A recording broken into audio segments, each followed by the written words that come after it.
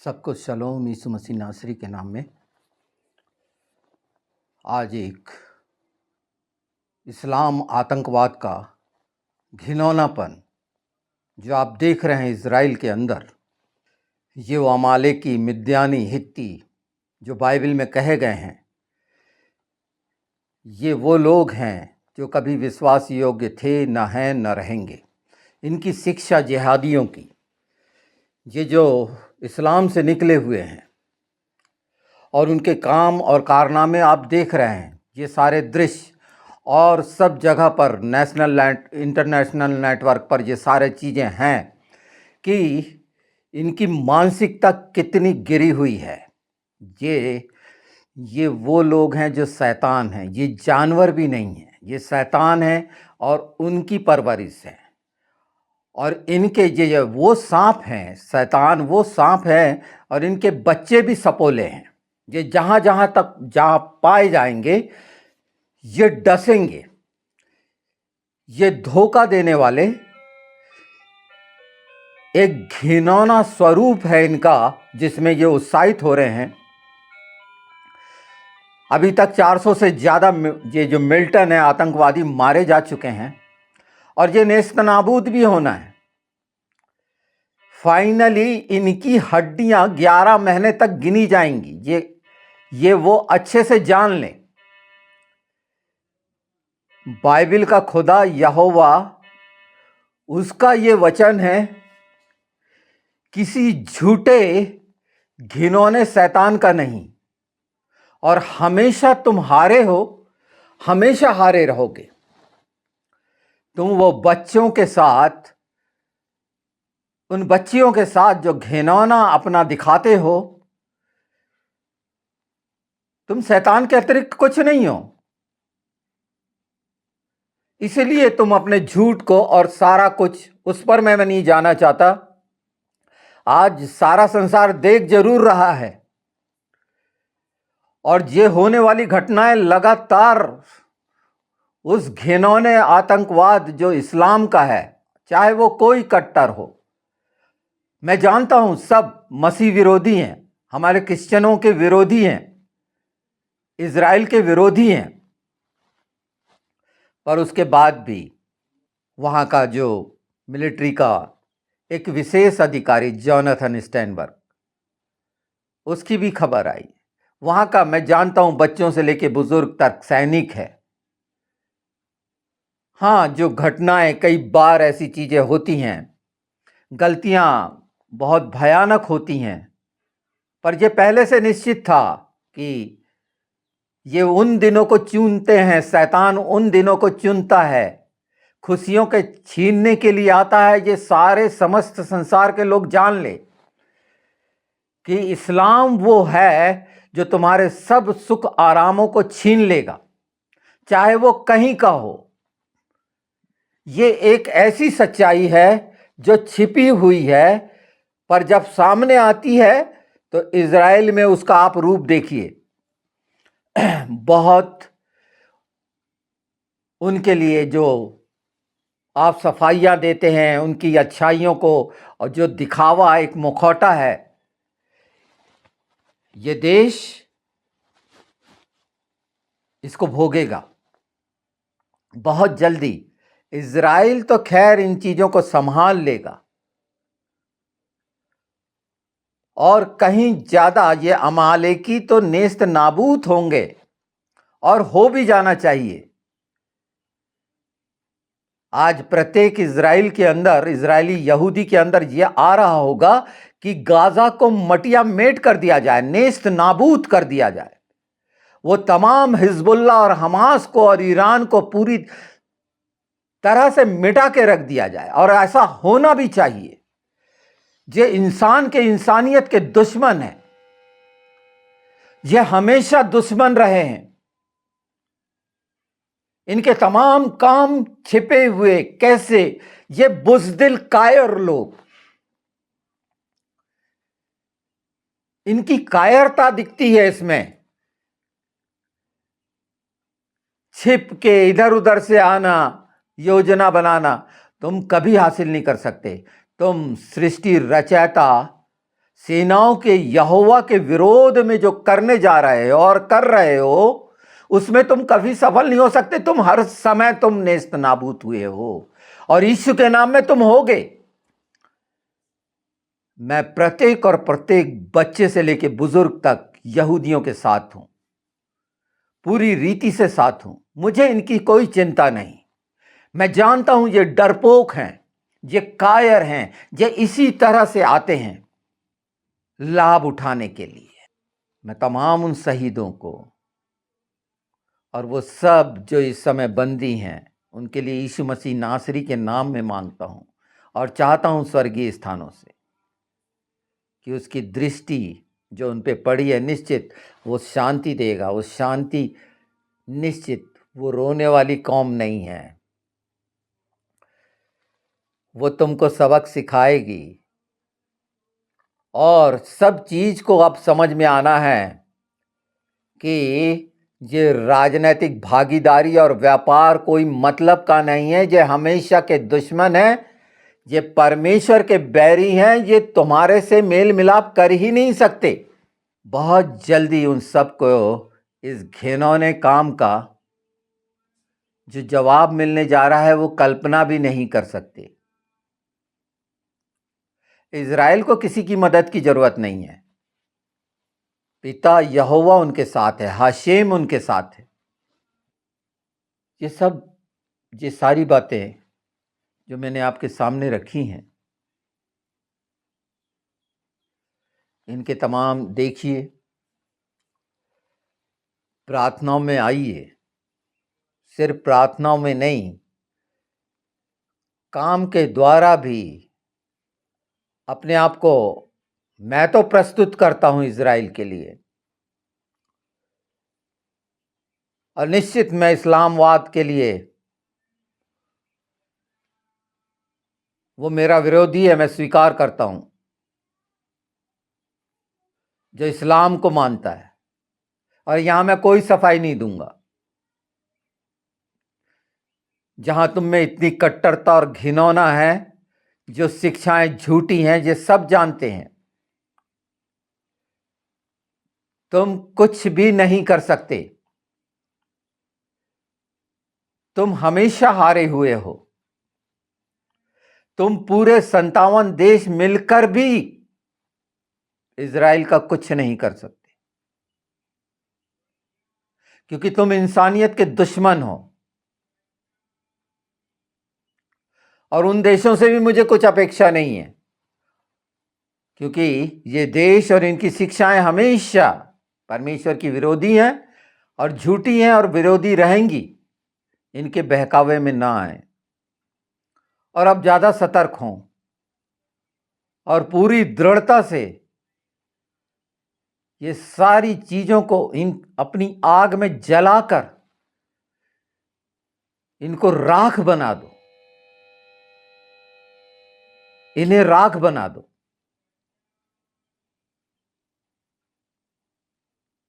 और आप ऐसा करेंगे यीशु मसीह नासरी के नाम में, वो पूरा होगा जो बाइबल में कहा गया है। तुम अपने मकसद में कभी सफल नहीं हो सकते। तुम बुजदिल और कायर हो। तुम आमने सामने लड़ने की तुम में है ही नहीं। तुम हमेशा से ऐसे रहे हो और इसीलिए हर जगह रौंदे और रगड़े गए हो और कुछ नहीं है तुम्हारे पास। तुम जिस देश में जाते हो उसको नाश करते हो। तुम नर्क के वो ऐसे शैतानी कीड़े हो। तुम बहुत जल्द तुम्हारे पर वो सब होने जा रहा है जो मिस्र में हुआ था, तुम सब लोगों पर, यीशु मसीह नासरी के नाम में। और प्यारे मेरे इस्राएली भाइयों बहनों, प्रभु आपकी आत्मा को शांति दे। ऐसे दुख की घड़ी में मैं आपके साथ हूं, निश्चित। और इसके लिए, इन बातों के लिए मुझे प्राण भी देना पड़े और ऐसी आवश्यकता है समर्पण की, मैं आपका भाई हूं और मुझे कोई चिंता नहीं। पर हर गलत बात जो आई है उसके मैं विरोध में हूँ। पर मैं हमेशा इज़राइल के पक्ष में था, हूँ और रहूँगा। इज़राइल से मैं प्रेम रखता हूँ क्योंकि मेरी निजात का रास्ता मेरे उद्धारकर्ता यीशु मसीह के द्वारा यरूशलेम से शुरू हुआ। मुझे ये हमेशा याद है। और आज वो साहस और धीरज और वो सब बातें जो मैं कह रहा हूँ, तो जितने मसीह भाई बहन हो इकट्ठे हो जाओ। इस्लाम के आतंकवाद के विरोध में अब इकट्ठे हो जाओ। मैं फिर कह रहा हूँ, इकट्ठे हो जाओ आत्मा में और प्रार्थनाएं निश्चित इन दुष्टों पर, शैतान पर कहर बन के इन्हें नेस्त नाबूद कर देगी। इनके तमाम मानने वाले और चाहने वाले, उन सब के लिए यीशु के नाम में, यीशु के नाम में, यीशु के नाम में आमीन। प्रभु यीशु मसीह नासरी के नाम में आज ये जो अति विशेष है, जो घटना घटी है इज़राइल के अंदर, एक पहले से निश्चित शैतानियत का, आतंकवाद का की योजना, जो जैसे हमारे वचन में कहा गया है कि वो हर समय तैयार रहता है कि कब चीर फाड़ खाए। शैतानियत यही है। शैतानियत क्या है? ये आतंकवाद, इस्लाम का आतंकवाद दिखाता है। और इस्लाम की जो शिक्षा पा रहे हैं और वो जितने मुस्लिम हैं वो आतंक के साथ हैं, क्योंकि उनका जिहाद शब्द, इससे कोई फर्क नहीं पड़ता। फर्क पड़ेगा इसको कैसे खत्म किया जा सकता है। जो प्रतिनिधि चाहते हैं मेल करना, मेल मिलाप से रहना, तो भजन संहिता में बहुत साफ इसका है कि तुम मेल करने जाओगे और वो तुम्हारे साथ क्या करेंगे। और ये हम पूरे परिदृश्य में होते देख रहे हैं, यहूदियों के साथ अर्थात इजरायलियों के साथ और क्रिश्चियंस के साथ। और जिस तरह से वो कर रहे हैं, एक धोखा देकर, डिसेप्शन, और हर समय की जो कोशिश की जा रही है, और जिसे इंटेलिजेंस फेलियर का नाम देकर लापरवाही का स्तर, एक दाग जो तमाम इज़राइल के सीने में अभी लगा, उसका नतीजा इज़राइल के बच्चे भोग रहे हैं, जिनको इन आतंकवादियों ने अगवा किया। आप जो हर समय बड़ी बड़ी बातें करते हैं, राजनीतिक तरीके से उस देश को जो परमेश्वर ने रखा है, लोगों के अनुसार करने की जो कोशिश कर रहे हैं, उसके नतीजे हैं। और उसमें जो सबसे भयानक आपका फैसला है, व्यापार नीति। व्यापार के कारण आप वो हर समझौता कर रहे हैं जो वचन के विरोध में है। आप व्यापारी हो गए हैं, उनके साथी हो गए हैं, और मंदिर की जगह बैठकर आप व्यापार कर रहे हैं।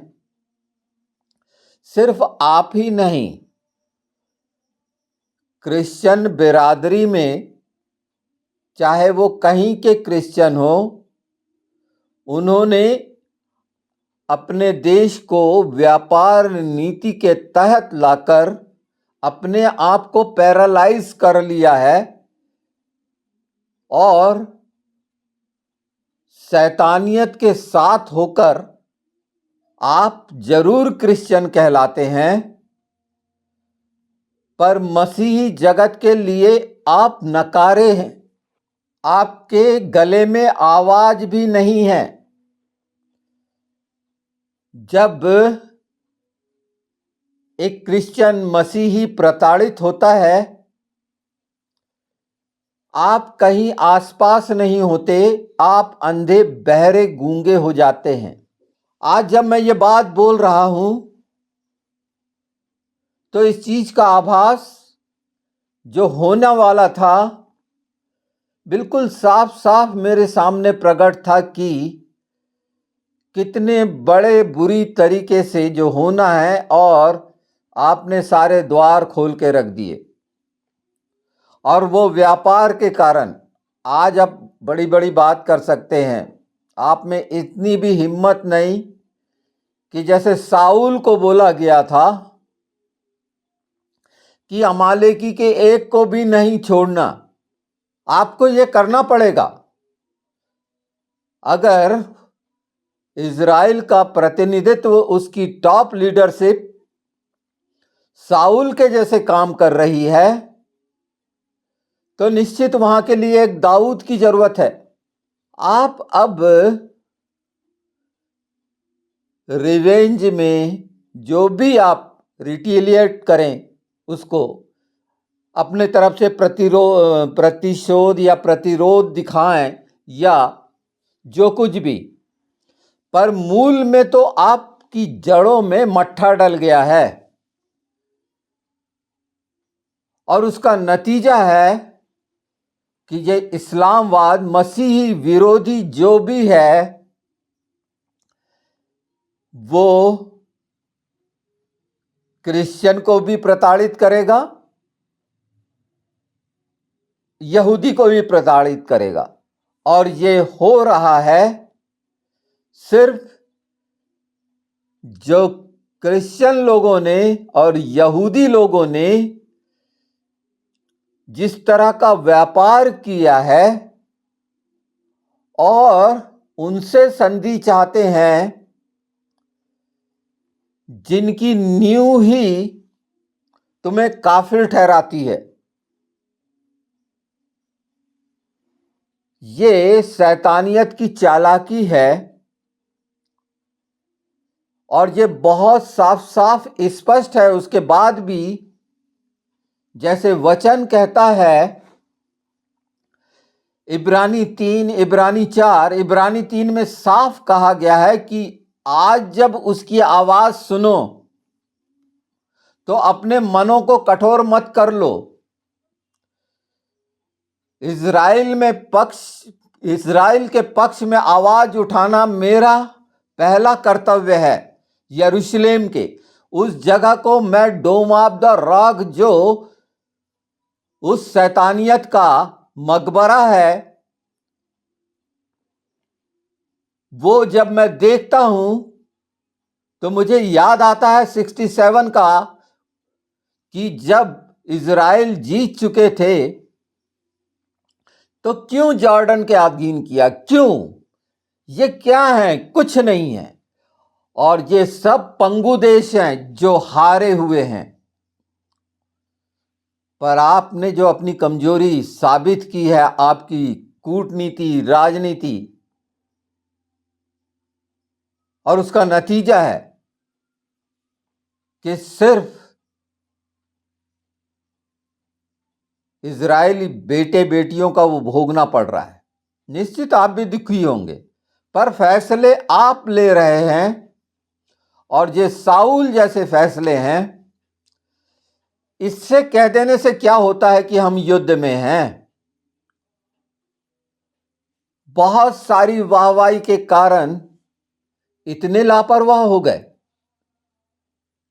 और ये अब्राहमिक समझौते और ये समझौते ये कहीं मायने नहीं रखते। ये कभी भी तोड़े जा सकते हैं और ऐसे कई समझौते टूटे हैं। आज जब फिर एक बार मैं पढ़ देता हूं, क्योंकि इब्रानी 3 इसे पढ़ लेना जरूरी है। हिब्रूज बुक 7 से, अतः जैसे पवित्र आत्मा कहता है, यदि आज तुम उसका शब्द सुनो तो अपने मन को कठोर न करो, जैसा कि क्रोध दिलाने के समय और परीक्षा के दिन जंगल में किया था, जहां तुम्हारे बाप दादा ने मुझे जांच कर परकार 40 वर्ष तक मेरे काम देखे।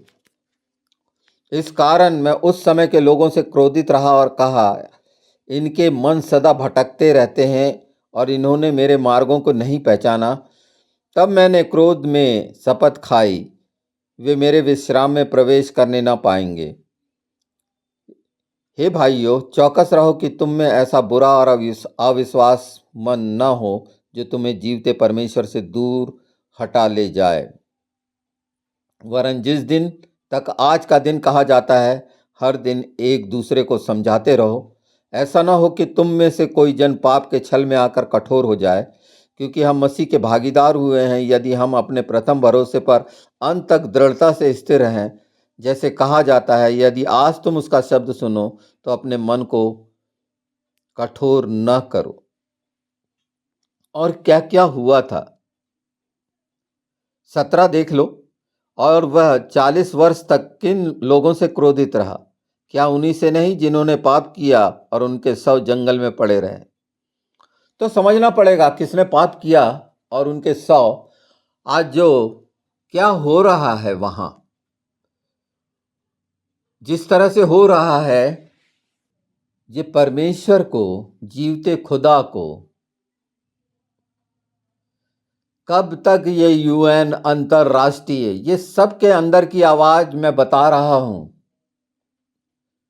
आपके राजनीतिक फैसले, परमेश्वर के लिए साहस से बढ़ो, ये सब चीजें खत्म हो जाएंगी। कब तक ये हमास, हिजबुल्लाह, ईरान, बहुत सारी प्रोफेसी करने वाले आ जाएंगे कि ये वार 83 है, भजन संहिता, बहुत सारी बातें होने लगेंगी। निश्चित मसीहा का आना निकट है, पर उसके पहले 4 पे ध्यान दे लो। इसलिए जबकि उसके विश्राम में प्रवेश करने की प्रतिज्ञा अब तक है, तो हमें डरना चाहिए, ऐसा ना हो कि तुम में से कोई जन उससे वंचित रह जाए। ये सुसमाचार की वो बातें हैं जो हमारा मुख्य लक्ष्य है। अभी ट्रैवल निकल मना के उस विश्राम में, और वो 7वें दिन का विश्राम जो ठहराया, तो हो सकता है ये बातें जो 1 कुरिन्थी 1:18 के लिए है, 1:18 के अनुसार है, उसे जान लेना जरूरी है। ज्ञानवानों के लिए बोल रहा हूं, जो ये ज्ञानवान और समझदार बन गए हैं और ऐसे फैसले कर रहे हैं व्यापारीगत, और उसमें बढ़ाना चाहते हैं। क्या परमेश्वर ने कोई कमी करी? वो इतना कर दिया, सारी चीजें कर दी, उसकी बदौलत आप हो, आपके व्यापार के कारण है, आपकी नीतियों के कारण है? बिल्कुल नहीं। अगर ऐसा होता तो इस तरह से नहीं होता जो घटित हो रहा है, जो कुछ नहीं है, कुछ भी नहीं है। शैतानियत से पीड़ित एक सूअर जैसे हैं, कुछ भी नहीं है उनके अंदर। कुछ इंसानियत, आतंकवाद सिर्फ आतंकवाद है। उसको पनाह जो गाजा दे रहा है, उसको कब तक छोड़ते रहोगे? दुनिया क्या बोलती है उससे क्या? दुनिया कभी इजराइल, यहूदी और क्रिश्चियन के पक्ष में है ही नहीं, कभी थी ही नहीं, और वो 57 देश तो कभी हो ही नहीं सकते, क्योंकि वहां इस्लाम की शिक्षा है। और जहां मसीह विरोधी की शिक्षा है, क्रिश्चियन के विरोध में चाहे किसी देश में चल रहा हो, प्रताड़ित कर रहा हो, यह पवित्र शास्त्र में लिखा है। और 18 सुन लो इसका, 1 कुरिन्थी 18, क्योंकि क्रूस की कथा नाश होने वालों के लिए मूर्खता है, परंतु हम उद्धार पाने के लिए परमेश्वर की सामर्थ है और ये सच है। पर ये ज्ञानी बहुत जो अपने अपने कानून और संविधान और जिसका राग अलापते हैं, आज इंडिया भी वो सब भोग रहा है। रिजर्वेशन के नतीजे भोग रहा है, बंटवारे देख रहा है, हर एक के बीच में कैसे बंटवारे हैं ये देख रहा है। अब वो समय आता है और ये वो समय है, यहां लोगों की ओर ताकने से ज्यादा बेहतर है परमेश्वर का वादा जो इज़राइल के साथ है, मैं लड़ूंगा,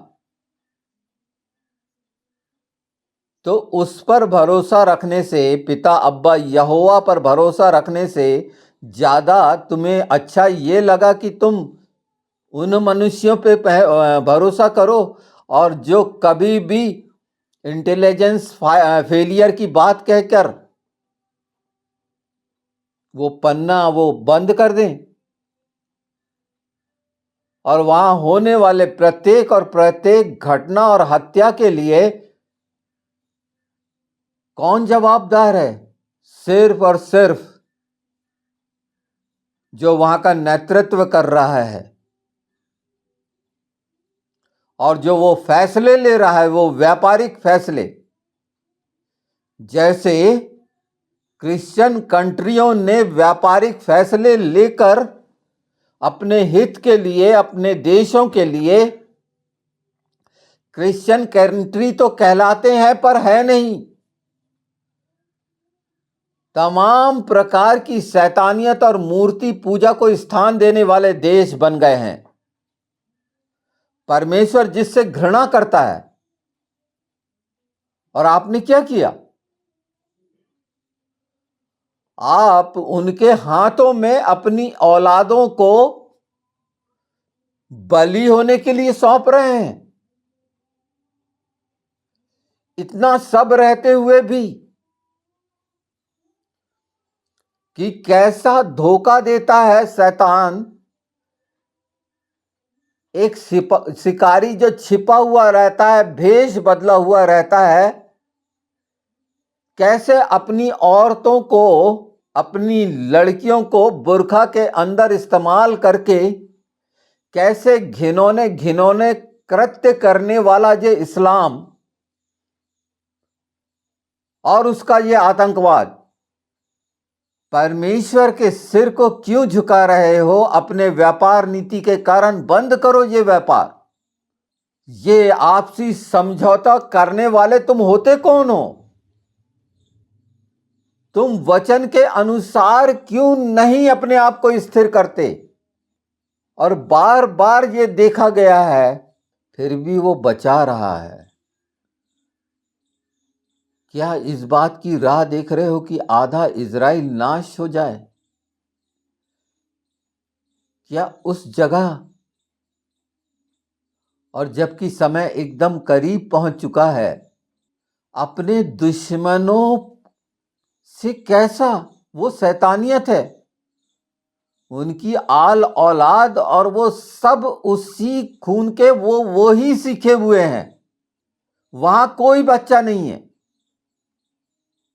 ये देश बच्चा बच्चा करता है, पर हकीकत में वो शिक्षा ही वहां से पैदा होती है।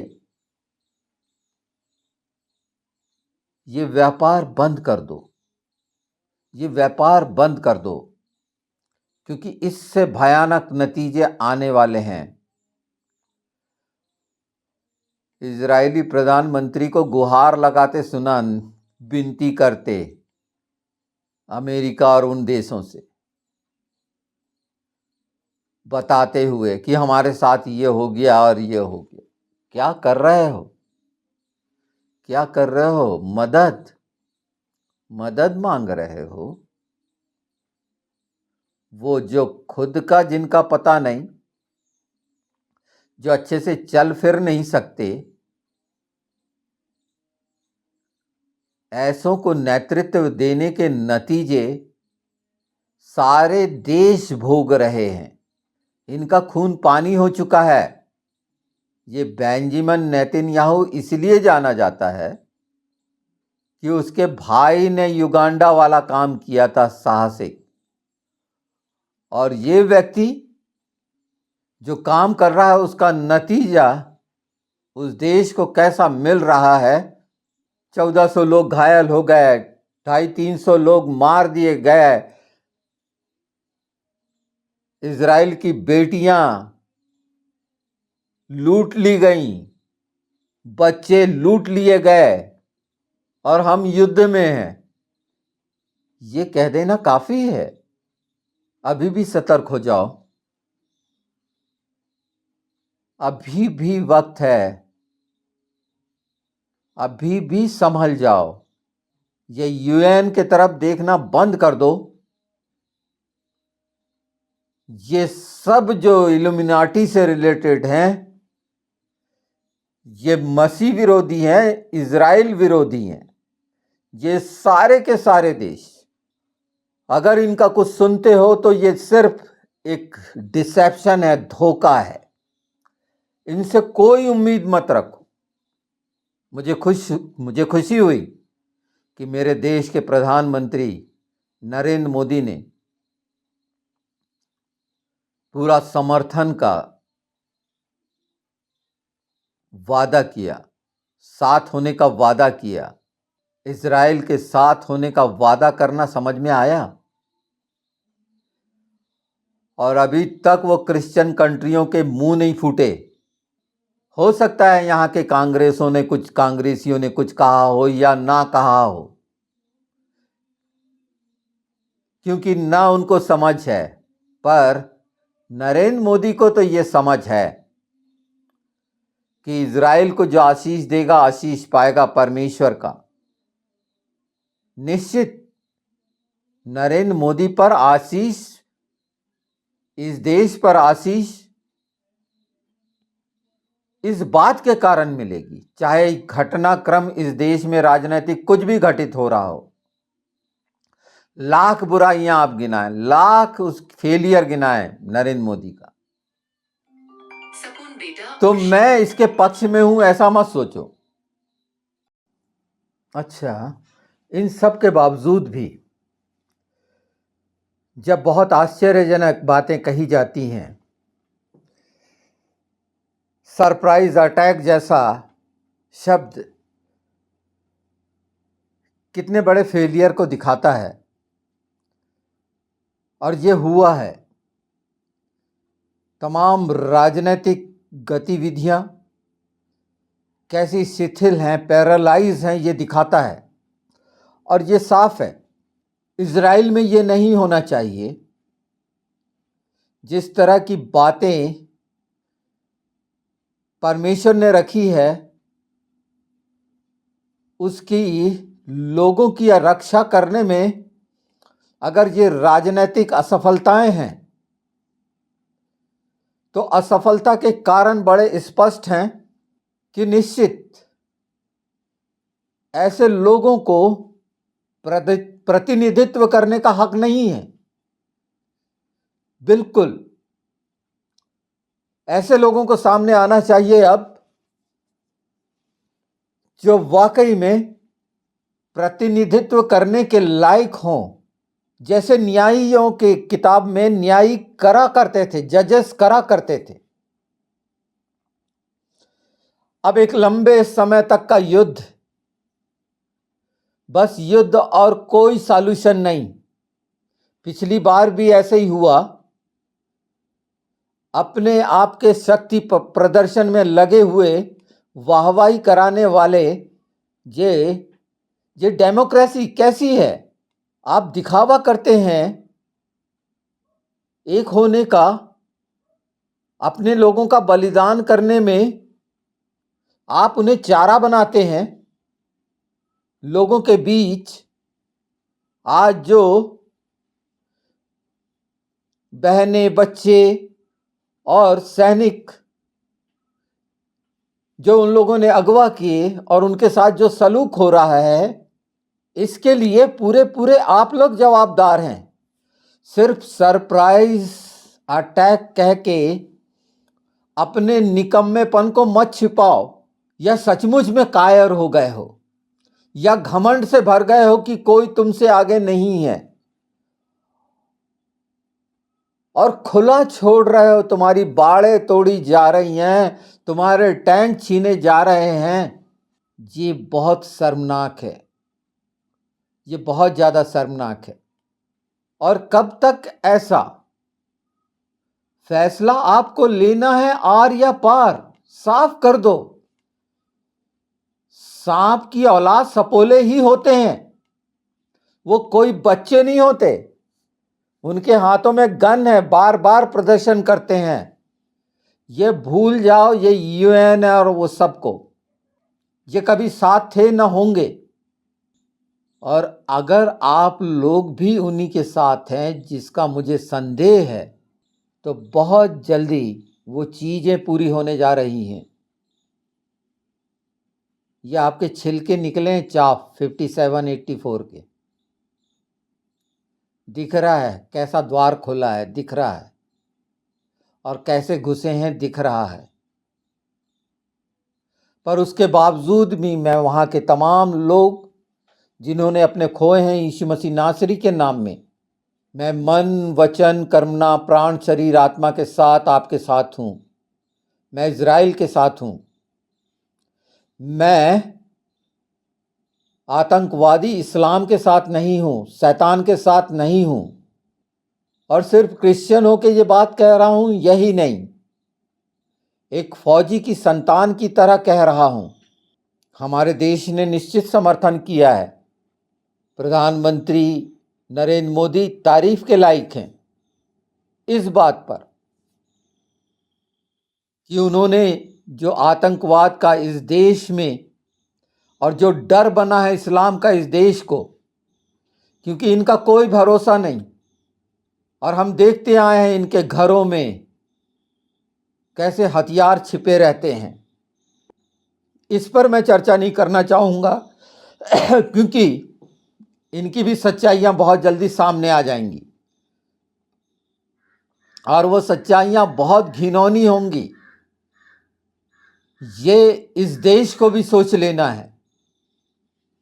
यहाँ मैं धर्म की कोई बात नहीं कर रहा। जो शैतान के हाथ है वो कभी भी इंसान का साथ नहीं दे सकते। हम उनके लिए हमेशा काफिर हैं, काफिर रहेंगे।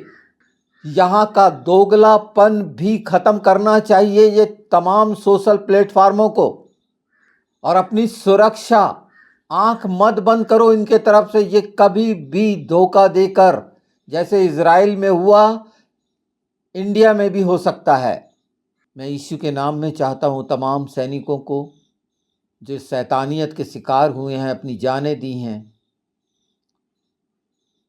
वो बच्चे, वो माँ बहनें, उन सब के लिए, उनकी सबकी आत्मा के लिए, और तमाम इजरायली भाई बहन बुजुर्ग और तमाम लोगों के लिए, सैनिकों के लिए यीशु के नाम में चाहता हूँ वो साहस जो पिता के तरफ से, पिता अब्बा यहोवा के तरफ से निश्चित किया है, वो वादे जो उसने किया है कि आग बनकर वो रक्षा करेगा, मैं विश्वास करता हूँ। इन सब के बावजूद भी पर चिता देता हूँ वहाँ की गवर्नमेंट को कि उससे इजराइल का हित देखना है। ये तमाम मिडिल ईस्ट जितनी भी इस्लामिक कंट्री हैं, इनसे कभी वफादारी की उम्मीद आप नहीं कर सकते। ये फाइनल समझिए, ये पैदाइशी दुश्मन हैं और ये धोखा देकर ही मारेंगे। इसको जितना जल्दी आप समझ लें और इसको निर्णायक युद्ध करें, साफ कर दें नक्शे से गाजा को और उस फिलिस्तीन को जो अब्बास का है। ये आवश्यक है, चाहे कुछ हो जाए। दुनिया क्या कहेगी ये बात का विषय है, पर ये कांटा हमेशा के लिए अगर खत्म नहीं करे तो हिजबुल्ला और वो ईरान और ये सारे कोई ये एक होंगे। इन्हें अपने आसपास से उखाड़ फेंको, बिल्कुल इन कटीली उनको, और कोई मौका नहीं दो। एक तार की बाड़ लगाते हो शैतान से अपनी रक्षा के लिए। कैसी तोड़ी जा रही है तुम्हारी बाड़ें, दिखा रही है तुम्हारी इंटेलिजेंसी, तुम्हारी योग्यताएं। देखकर अफसोस हुआ है मुझे। निश्चित आप भी दुखी हैं, पर ये फैसले जो गलत लिए गए हैं उसके परिणाम हैं। अगर संसार से दोस्ती करोगे और इन जैसे लोगों से दोस्ती करोगे तो नतीजे यही आएंगे। तुमने अंदर भी पनाह दे रखी है, गिराओ वो सब चीजों को। किसी भी संसार के नियम से क्यों बंधे हुए हो? बहुत कम समय रह गया है, लोगों की तरफ देखना बंद कर दो और अभी भी संभल जाओ, नहीं तो वो बात जो पूरी होनी है, वो वचन जो आधा इज़राइल और वहां की महिलाओं के साथ क्या होगा उसका एक छोटा सा ट्रेलर है जो आपके सामने। उसके पहले सतर्क हो जाओ। जग हंसाई का कारण बन रहे हो, अपने मुंह से साबित कर रहे हो, अपने तमाम फेलियर को तुम बता रहे हो, और अभी भी वो क्रिश्चियन कंट्री जो किसी क्रिश्चियन की नहीं है, व्यापारियों का बसेरा है, डेरा है, शैतानों की मंडली है, वो जो किसी के लिए ईमानदार नहीं है, उससे ईमानदारी की अपेक्षा करोगे? ये तमाम देश जो सामने आए हैं कहीं से कुछ नहीं है। तुम्हें अपनी लड़ाई खुद लड़नी है, और यहोवा पिता आपके साथ है। आप लोगों से क्यों कर रहे हैं? अंत में मैं फिर एक बार ये चाहता हूं, हो सकता है कई बातें बहुत अजीब लग रही हो, बहुत सारी चीज़ों को ध्यान में रखा जाता है, पर शैतान के साथ युद्ध में पिता ने साफ साफ साउल को बोला था, वहाँ के बच्चों को तक नहीं छोड़ना, अमालेकियों को नहीं छोड़ना। ये अमालेकी हैं। एस्तर का याद है वो अमालेकी। आज फिर मैं इस बात को दोहरा दे रहा हूं, और बिना समय गंवाए पूरा फुली अटैक कर दीजिए आप। जैसे एस्तर ने बोला था, मरी तो मरी। मेरे जो जज्बात हैं, मेरी जो इच्छाएं हैं, मैं जानता हूं प्रत्येक इजरायली की होगी, और जो इजराइल से प्रेम करता है खासकर। और ये किसी को अच्छा नहीं लगा, पर ये शैतान ये इसी तरह से करते हैं। ये छिपे हुए, इनके कोई कुछ नहीं होते, कोई प्रिंसिपल नहीं होते, कुछ नहीं है, इनके कुछ भी सिद्धांत नहीं है। इनसे कोई उम्मीद मत करो, मत करो। हमेशा धोखा देगा शैतान। अब धोखा मत खाओ। परमेश्वर यीशु के नाम में उन शहीदों को, उनकी आत्मा को शांति दे, और आप लोगों को साहस दे। हर एक बच्चे और बुजुर्ग को मैं निश्चित जानता हूँ कि आप साहसी हैं और अपनी रक्षा खुद कर सकते हैं। शैतान के साथ कुछ भी नहीं, कोई समझौता नहीं, ये ठान लो। कोई समझौता नहीं शैतानों के साथ, इस्लाम के साथ कोई समझौता नहीं, कोई भी समझौता नहीं। और आप करते हैं तो आप शैतान के साथी होते हैं। ये तमाम इजरायलियों को समझ लेना चाहिए। पिछला पुराना इतिहास गवाह है। मैं फिर एक बार चेता रहा हूँ, इस बात पर ध्यान दीजिए, नहीं तो परिणाम, ये प्रश्न चिन्ह है आपके सामने। सबको शलोम।